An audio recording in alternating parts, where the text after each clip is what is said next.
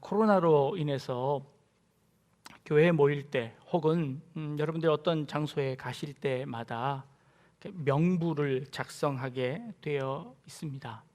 어떤 사람이 이곳에 방문했는지를 기록하게 되어 있습니다.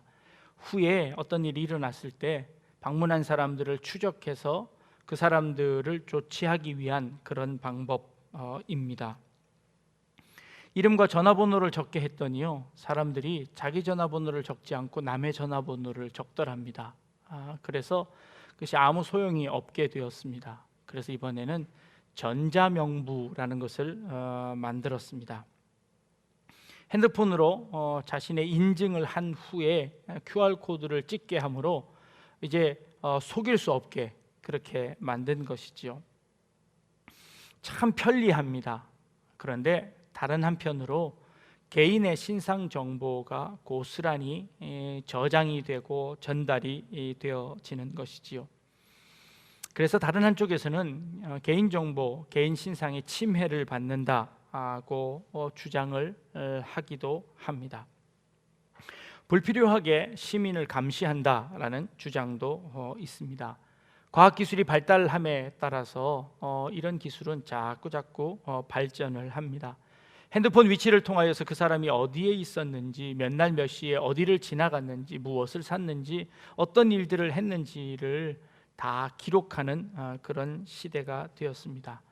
여러분들이 어저께 하루 동안 뭘 하셨는지 전국에 있는 모든 CCTV가 여러분들을 다 쳐다보고 있습니다. 또 여러분들이 무엇을 사고 또 무엇을 드셨는지까지도 소비 패턴도 다 기록하고 있습니다. 정부나 기업에서는 이런 정보가 큰 유익이 되어집니다. 심지어 이런 정보들은요, 큰 자본이 되어지기도 합니다.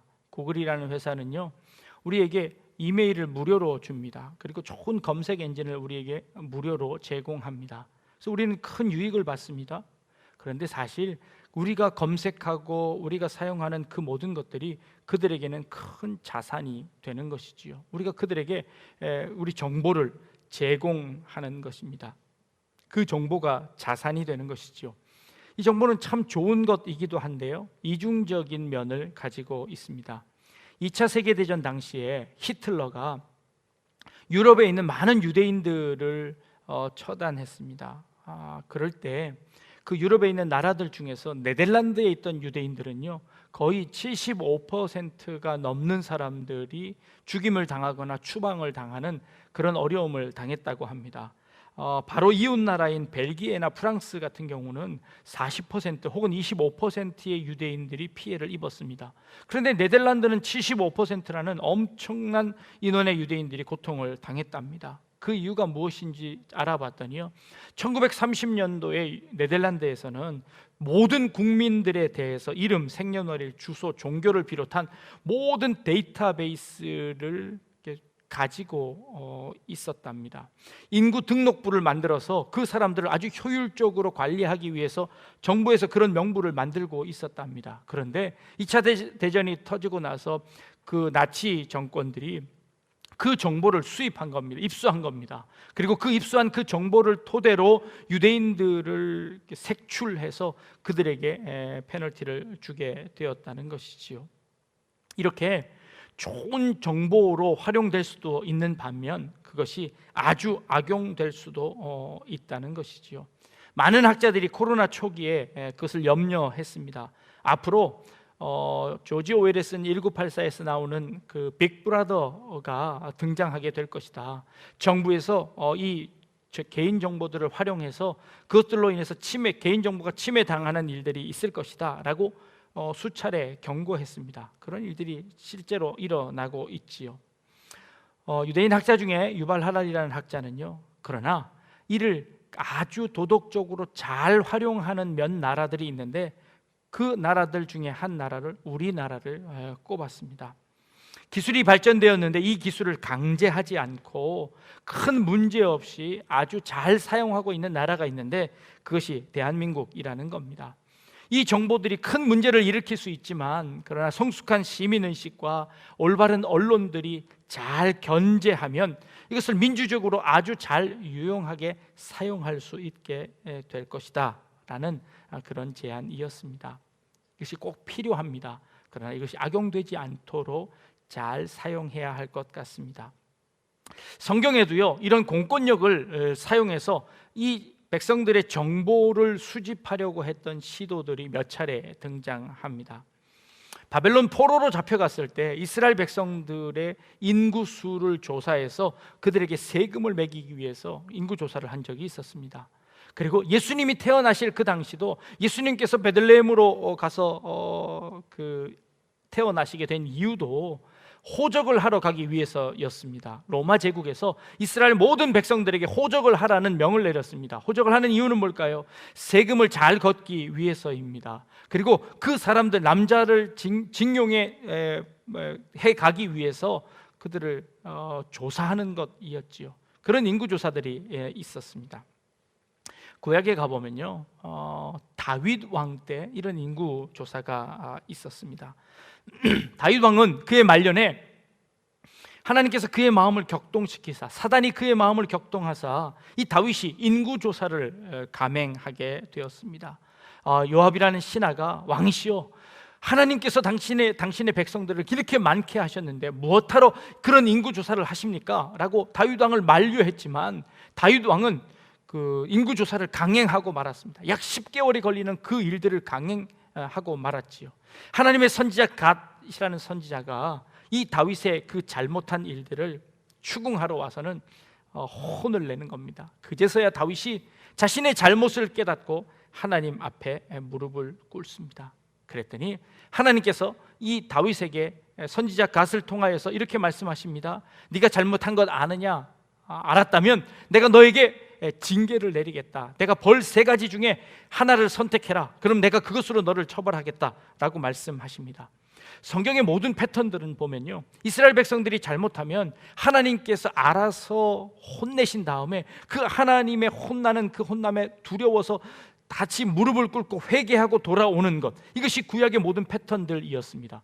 그런데 이 당시는 그 패턴이 조금 바뀌었습니다. 잘못을 인정한 다윗에게 하나님께서 벌의 종류를 3가지를 제시하고 그것 하나를 선택하게 하시는 겁니다. 여러분들 혹시 기억하시나요? 예전 우리 학교 다닐 때 선생님들이 잘못하면요 앞으로 나오라고 하십니다. 그리고는 너 몇 대 맞을래? 하고 물어보시는 겁니다. 아이 선생님 그냥 때리시면 되지 뭘 몇 대 맞을까 하고 물어보십니까? 몇 대 맞을까 물어보면 학생들은 항상 대답을 합니다. 안 맞을 수는 없고 1대 맞겠습니다. 그럽니다. 그리고 앞에 서면 선생님이 꼭 3대를 때리시더라고요. 아니 3대 때릴 거면 뭐하러 물어보셨을까요? 그러면 선생님은 그렇게 이야기하십니다. 네가 그렇게 했으니까 3대밖에 안 때린 거야 라고 말씀하시지요. 다윗은 하나님께서 너 몇 대 맞을래? 라고 하는 그 물음에 다윗은 이렇게 이야기합니다. 그 3가지의 선택지 중에서 3일 동안의 전염병을 선택하게 됩니다. 3년간의 기근, 혹은 다른 성경에는 7년간의 기근, 3개월 동안 전쟁, 혹은 3일 동안의 전염병, 이 3가지 중에 하나를 선택하라는 그 물음에 다윗은 3번째 3일 동안의 전염병을 선택하게 되는 겁니다. 기근과 전쟁과 전염병은 고대 사회의 재앙의 3종 세트입니다. 고대 사회에 재앙이 내렸다고 하면 이 3가지밖에 없습니다.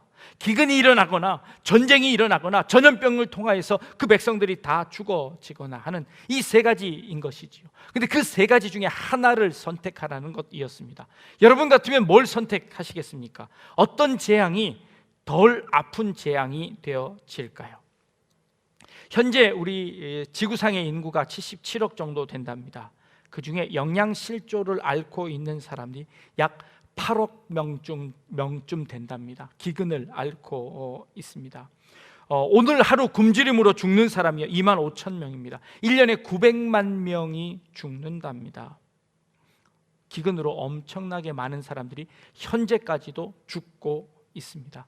전쟁으로 죽는 사람들은 얼마나 많을까요? 6.25 전쟁으로 죽은 사람이 137만 명이랍니다. 2차 세계대전으로 죽은 사람이 5천만 명 혹은 7천만 명이라고 이야기합니다.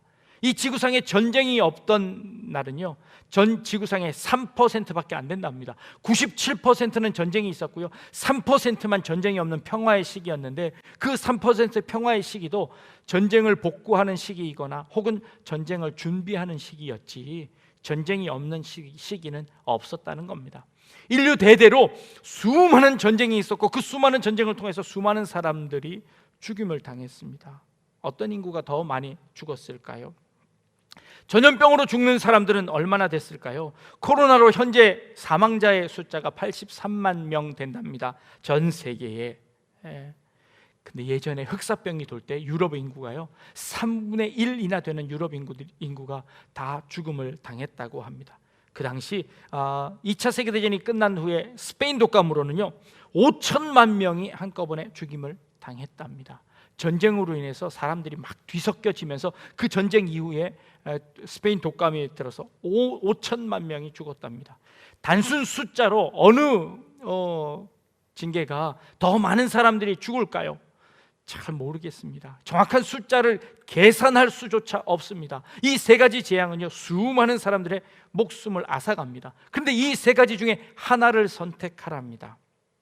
그런데 다윗은 이 전염병이라는 범죄, 이 징계를 선택했습니다. 단에서부터 부에세발까지 죽은 사람이 약 7만 명이나 된다라고 성경은 기록하고 있습니다. 다윗은 근데 왜 이런 그 징계를 선택하게 되었을까요? 다윗은 명확하게 그 이유를 대고 있습니다. 그 이유는 내가 사람의 손에 빠지지 아니하고 하나님의 손에 빠지기를 원한다라고 선택했습니다. 사람의 손에 빠지지 않고 하나님의 손에 빠지기 위해서 전염병이라는 징계를 선택했다는 겁니다. 무엇이 하나님의 손에 빠지고 무엇이 사람의 손에 빠지는 걸까요? 전쟁이요, 그건 분명히 사람의 손에 빠지는 겁니다. 전쟁은 사람의 탐욕과 사람의 이기심, 이 사람의 잔혹함 때문에 일어나는 것입니다. 그러니 이 전쟁은 분명히 사람의 손에 의한 것입니다. 그래서 사람의 손에 의해서 사람들이 죽습니다. 그러니 이 다윗은 전쟁을 피했습니다. 기근은 무엇 때문입니까? 기근은 하나님의 손에 빠지는 것 아닐까요? 그런데 요즘 보니까 이 기근이 생기면 이상한 일들이 벌어집니다. 많은 사람들이 죽긴 죽는데요, 부자는 더 부자가 되더라는 겁니다. 가난한 사람들은 점점 가난해지는데 부자는 점점 부자가 되더라는 겁니다. IMF를 당했습니다. IMF를 통해서 돈 가진 사람들이 훨씬 더 편한 세상이 되었다고 이야기하는 겁니다. 그렇다면 이것은 분명 사람의 손에 빠지는 것이 아닐까요? 영양실조가 8억 명인데요, 지구상에서 비만인의 인구가 7억 6천 명이랍니다. 밥을 먹지 못해서 인구와 비만인 인구가 숫자가 거의 비슷합니다. 만약에 비만인 인구에 물론 그렇게 나눌 수는 없겠지만 그 먹을 것을 나누어 준다면 어쩌면 그 기근이 오더라도 영양실조로 인하여서 죽어가는 사람들은 막을 수 있지 않을까 하는 그런 생각을 해 봅니다.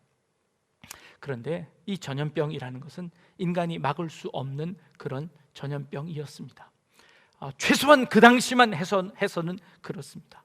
지금은 많은 약제들이 발명이 되었습니다. 발견이 되었습니다. 그래서 그것을 통해서 좋은 효과를 얻고 있기는 합니다. 그러나 지금도 우리는 백신을 만들지 못하고 여전히 사람과의 거리를 띄는 것으로만 이 전염병을 막을 수 있다는 것이지요.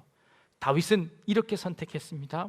내가 사람들의 손에 빠지지 아니하고 하나님의 손에 빠지겠습니다 하고 그 하나님의 손에 맡기는 겁니다. 3일 동안 전염병이 있겠다고 하셨는데 하나님께서는 하루가 지난 이후에 그 전염병을 멈추어 주셨습니다. 비록 많은 사람들이 죽기는 했지만 하나님께서 그 징계를 멈추어 주심으로 말미암아 이스라엘 백성들 많은 사람들이 생명을 얻게 된 것이지요. 다윗의 선택은요, 최소한 많은 사람들을 구원해내고 최소한 사람들의 손에 빠지지 아니하고 하나님의 손에 빠지기를 원하여서 그 재앙을 선택했던 것이지요.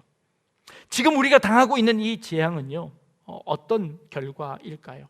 그 결과를 잘 알 수 없습니다. 그런데요, 우리는 이 다윗이 최소한 그 백성들을 조금 더 구제하기 위해서, 그들에게 피해가 조금 더 가지 않기 위해서 선택했던 그 마음처럼 그런 마음을 갖지 못하는 것 같습니다. 오히려 우리는 이 전염병을 통하여서요, 서로가 서로를 미워하게 되었습니다. 이 전염병을 통하여서 서로가 서로를 죽이는 세상이 되어버렸습니다. 이 전염병을 통하여서 우리는 이제 부한 사람은 더 부해지고 가난한 사람은 더 가난해지는 그런 일들이 기근이 일어나게 되었습니다. 전염병으로 인하여서 일을 못하니 벌이가 없어졌습니다. 먹고 살 게 없어졌습니다. 그래서 이 전염병으로 말미암아 기근과 전쟁이 이 사회 가운데 다시 한번 퍼지게 되었습니다. 아니, 그 전염병은 하나님의 손에 맡겨진 것입니다. 그래서 그 하나님께서 그 전염병을 멈추어 주실 때 그것이 회복되어지는데, 오히려 우리 그 전염병을 통하여서 우리 인간들이 그것을 더 악화되게 만들고 있는 것은 아닌지 걱정이 되어집니다. 전염병으로 인해서 정부는 교회를 탓합니다. 또 교회는 정부를 비난합니다.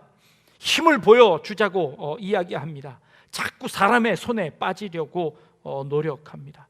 사람의 손에 빠지려고 발버둥 치는 것 같습니다.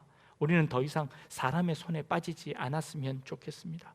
우리 교회가 먼저 하나님의 손에 맡길 수 있는 우리가 되었으면 좋겠습니다. 물론 부당한 것 있습니다. 물론 억울한 것도 있는 것 사실입니다. 그럼에도 불구하고 이 어려운 시기 가운데 우리 더 이상 사람의 손에 맡기지 않았으면 좋겠습니다. 하나님의 손에 우리의 삶을, 또 우리의 교회를, 그리고 우리의 모든 것들을 하나님께 맡길 수 있는 그런 우리 성도님들 되어질 수 있기를 주님의 이름으로 부탁을 드립니다. 세 가지 재앙이 우리에게 다 한꺼번에 닥쳐지고 있습니다. 아니요, 우리 인간의 손에 맡기지 말고 하나님의 손에 맡길 수 있기를 바랍니다. 제가 서론을 이런 말씀을 드렸는데요, 이 말씀을 드리는 이유는 오늘 우리가 읽은 본문 말씀에 참 이상한 구절이 쓰여져 있습니다. 우리가 읽은 구절 중에 6절부터 괄호가 쳐져 있습니다. 6절부터 괄호가 쳐져 있어서 이게 9절까지 괄호가 쳐져 있습니다. 지금 우리가 보고 있는 내용은요, 모세가 십계명을 받으러 시내산에 올라갔더니 그 40일 동안 이스라엘 백성들이 참지 못하고 금송아지를 만들어서 우상을 숭배하고 있었습니다. 그것을 본 모세가 내려오다가 그 돌판을 그만 땅에다 던져서 부수어 버립니다. 너희들은 하나님의 언약을 받을 조건이 안 된다, 그런 자세가 안 된다, 그럴 형편이 안 되니 그 돌판을 부숴버리는 겁니다. 그러자 하나님께서 모세에게 첫 번과 똑같은 그 돌판을 만들어 오라고 하십니다. 그리고 모세는 다시 그 시내산에 올라가서 40야 동안 하나님께 그 말씀을 받아 오려고 올라가는 겁니다. 두 번째 돌판을 받아오기 전에 이 신명기서에는 괄호를 치고 그 사이에 다른 사건을 기록하고 있습니다. 그 사건이 무엇이냐 하면 바로 아론이 죽고 그 아론의 아들 엘르아살이 대신해서 대제사장이 되고 레위인들이 어떤 일을 해야 하는지, 레위인들의 직무를 알려주는 그 기사가 그 가운데 기록되어 있는 것이지요.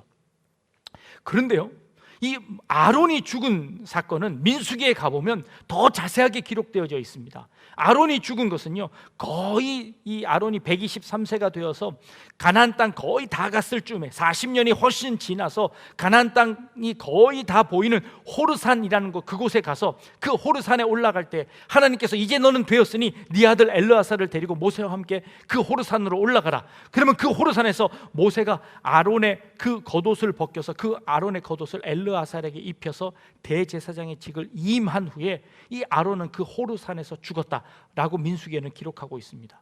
그런데 지금 우리가 읽고 있는 신명기에서는 지금 이 사건을 어디에 기록하고 있냐면, 지금 이 모세가 두 번째 돌판을 받으러 가고 있는 그 상황 속에서 이 아론의 죽음과 엘르아살로 이어지는 이 사건을 기록하고 있는 것입니다.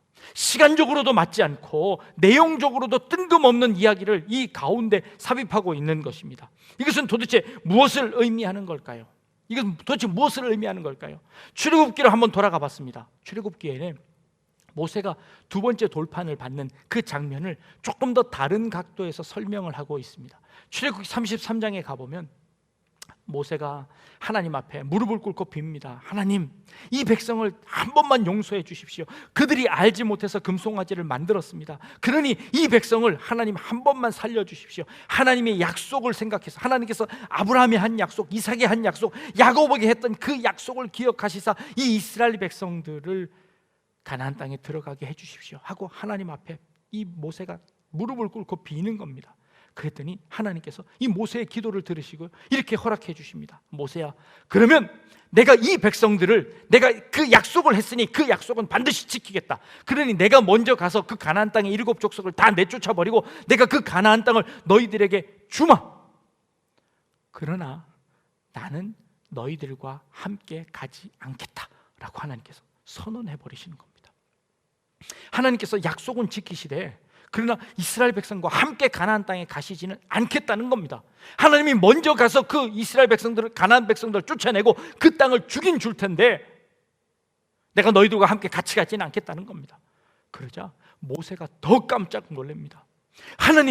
하나님이 우리와 함께 가시지 않으면 우리가 그 가나안 땅에 가는 이유가 무엇입니까? 그 가나안 땅에 가는 것이 우리에게 축복이 더 이상 아닙니다. 우리는 가나안 땅에 갈 의미가 없어집니다. 하나님이 함께 가셔야 우리에게 의미 있습니다. 하나님 혼자 우리를 버려두지 마시고 우리와 함께 가 주십시오 하고 모세가 펄쩍 뜁니다. 아니 하나님이 안 가신다면 우리도 거기 안 가겠습니다 라고 버티는 겁니다. 그러자 하나님께서 모세에게 하나님의 모습을 보여주십니다. 그 모세의 간구를 듣고 오냐, 그러면 내가 너와 함께 있으마 하면서 하나님께서 하나님의 모습을, 모세에게 뒷모습을 살짝 보여주는 이 출애굽기 33장에 나오는 기사입니다. 그 내용을 살피며 오늘 이 말씀을 보면 그 의문이 풀어지는 것 같습니다. 어떻게 풀어지나요? 모세가 이 두 번째 돌판을 받으러 가면서 하나님을 향하여서 이 백성을 다시 한번 불쌍히 여겨 주옵소서 라고 하자 하나님께서 그 하나님의 마음을 돌이키시사 아론을 부르십니다. 그리고 그 아론에게 했던 그 약속을 이 엘르아살에게 시키십니다. 그리고 엘르아살뿐만 아니라 레위 자손을 부르십니다. 그리고 레위 자손에게 이렇게 말씀하십니다. 너는 3가지 임무를 주시는데 오늘 본문에 보니까 레위 자손들은 하나님의 언약궤를 메어라 겁니다. 하나님께서 두 번째 만들어주신 그 돌판을 깨트리지 못하도록, 하나님과 그 언약을 깨트리지 못하도록 함에다가, 상자 안에다가 넣고 그 상자를 레위인들이 짊어지라는 겁니다. 너희가 어디를 가든지 그 언약궤를 메고 있으라는 겁니다. 하나님의 언약을 붙들라는 겁니다. 하나님이 너희와 항상 함께 있다는 것을 약속해 주시는 것입니다. 내가 너희와 함께 가지 않겠다가 아니라 내가 다시는 너희를 떠나지 않겠다. 이 언약궤를 통해서 내가 너희와 항상 함께 있겠다라고 약속해 주시는 그 약속을 보여주십니다. 두 번째는요, 너희는 그 앞에서 하나님을 늘 섬겨라 라는 겁니다. 너희가 그 약속을 기억하고 그 약속에 하나님을 찬양하고 하나님과 늘 함께 교제하는 삶을 살아라 라고 말씀하십니다. 세 번째는요, 그 레위 자손들에게 이렇게 부탁하십니다. 너희는 그 하나님의 법궤 앞에서 늘 하나님의 축복을 하나님 대신해서 백성들에게 축복해라 하고 세 번째 사명을 주십니다. 이것은 뭘 의미할까요? 하나님의 백성들과 늘 함께 하시고 그리고 하나님의 그 축복을 자손 대대에 가르치라는 그런 말씀이었습니다. 언약궤를 메고 그 앞에서 하나님을 섬기고 그리고 백성을 축복해라 라는 이 말씀을 그 두 번째 돌판을 받으러 가는 그 사이에 삽입구로 넣어서 괄호를 치고 이 말씀을 이 신명기서의 일부로 기록하고 있습니다. 그리고는 그 다음에 두 번째 돌판을 받는 그런 이 사건을 기록하고 있습니다. 그러면서 하나님께서 이 레위인들에게 이렇게 말씀하십니다. 하나님이 너희의 기업이 될 것이다 라고 약속하십니다. 바로 이 말씀입니다. 하나님이 우리의 기업이 되실 거랍니다. 기업이라는 것은요, 나할라라는 단어로 상속, 유산, 소유, 토지, 재산을 의미하는 말입니다. 하나님이 우리의 기업입니다. 하나님이 우리의 축복입니다. 하나님이 우리의 은혜입니다. 하나님이 우리의 유산이고 하나님이 우리의 상속이고 하나님이 우리의 소유고 하나님이 우리의 전부입니다 라는 것을 고백하게 하시는 겁니다. 가나안 땅이요, 그것 하나님이 함께 하시지 않으면 아무 소용 없습니다. 그러니 하나님이 함께 하셔야 합니다. 하나님이 함께 하실 때만 의미가 있습니다. 하나님이 우리와 동행하실 때만 의미가 있습니다. 그렇지 않은 축복은 우리에게 더 이상 축복이 아닙니다 라고 하는 것이죠. 이것이 이 신명기서를 통해서 우리에게 보여주시는 겁니다. 그래서 하나님께서 그 돌판을 언약 궤 안에 넣고 그것을 짊어지고 가라고 하십니다. 어디를 가든지 무엇을 하든지 그 하나님의 법궤가 맨 앞장서게 하십니다. 그것이 이스라엘 백성들이 살아가는 방법인 것입니다. 하나님의 은혜가 아니면 우리는 한순간도 살아갈 수 없습니다. 우리에게 하나님 축복을 달라고요, 하나님 우리 복을 달라고요. 복 중에 가장 큰 복은 하나님이 우리와 함께 하시는 복인 줄 믿습니다. 하나님의 은혜가 없으면 안 됩니다. 우리가 사람의 손에 빠지는 것이 아니라 하나님의 손에 빠지기를 원했던 다윗의 고백과도 마찬가지입니다. 이 어려운 시기에 우리가 붙잡아야 하는 것 무엇일까요? 예배를 통해서 하나님을 붙잡는 것입니다. 우리가 어디에 있든지 무엇을 하든지 어떤 환경이 되지 않든지 그 가운데서 하나님이 우리의 기업임을 깨닫고 그 하나님을 향하여 붙잡혀 있는 것입니다. 하나님과 늘 함께하는 것, 이것이 우리에게 축복입니다. 그것이 우리의 살 길입니다. 이 재앙 가운데서 우리가 붙잡아야 하는 것도 하나님밖에 없습니다. 이 어려운 환경 가운데 우리가 붙잡고 살아가야 하는 것 하나님밖에 없습니다. 하나님이 우리의 기업이십니다. 하나님이 우리의 전부이십니다. 하나님이 우리의 모든 것이십니다. 이 고백이 이 모세를 통하여 일어나고 있습니다. 그들은 그 큰 재앙을 통해서 깨달았습니다. 그 재앙 가운데서도 하나님이 주시는 축복을 깨달았습니다. 그 재앙 가운데, 그 어려움 가운데 하나님의 법궤를 붙잡았습니다. 그리고 그 법궤 앞에 임재하시는 하나님의 그 임재를 깨달았습니다. 그리고 그 임재 앞에 감사할 수 있었습니다. 그 임재 앞에 살아나고 버텨낼 수 있었습니다. 그 하나님의 임재 앞에 그 어려움을 이겨낼 수 있었습니다. 하나님께서 지금 이 시간 우리와 함께 하시는 줄 믿습니다. 지금 이 시간 예배하는 여러분들의 가정 가운데 하나님이 실제로 임재하여 주시는 줄 믿습니다. 어렵고 힘든 가운데서도, 이 재앙 가운데서도 하나님이 그 재앙을 멈추시고 우리를 보호하실 줄로 믿습니다. 그러기에 그 하나님의 임재를 사모하며 하나님이 우리의 기업이십니다 라고 고백할 수 있는 우리 성도님들 다 되실 수 있기를 주님의 이름으로 축복합니다. 기도하겠습니다. 하나님이 우리의 기업이십니다. 하나님이 우리의 은혜이시고 축복이십니다. 이 환난의 때에 우리가 붙잡을 수 있는 것은 오직 하나님의 은혜밖에 없음을 고백합니다. 하나님 이 땅 가운데 은혜를 베풀어 주옵소서. 하나님 이 땅 가운데 기적을 베풀어 주옵소서. 하나님 이 땅 가운데 하나님의 사랑을 베풀어 주옵소서. 우리가 세상의 모든 것들을 가지더라도 하나님의 은혜가 없으면 아무 소용없는 것임을 깨달아 늘 하나님과 동행하는 우리의 삶이 되게 하여 주옵소서. 감사드리며 예수님의 이름으로 기도합니다. 아멘.